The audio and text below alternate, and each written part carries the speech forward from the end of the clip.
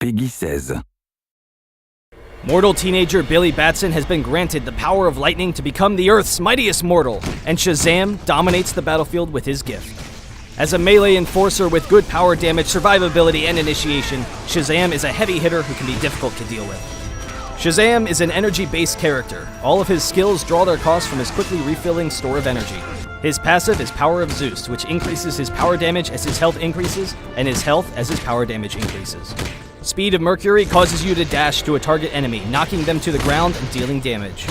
Mystic Power and Mystic Defense are actually a single skill that allows Shazam to switch between his two forms.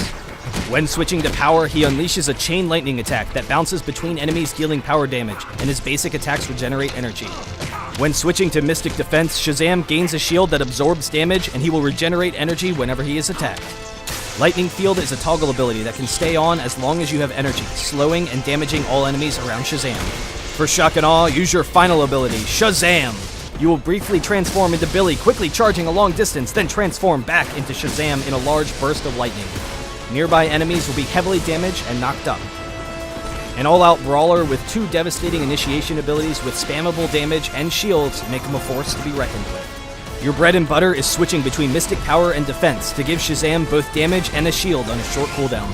But knowing which form will provide you the most energy return is key to keep up Lightning Field as long as possible. Rather than blowing your cooldowns all at once for burst, save Speed of Mercury for Shazam to follow up on an opponent when they've used their abilities to escape, allowing you to constantly stick onto them.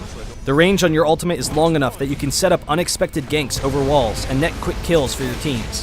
However, remember to play more cautiously when your ultimate is on cooldown, as you're missing a major source of damage, disruption, and escape.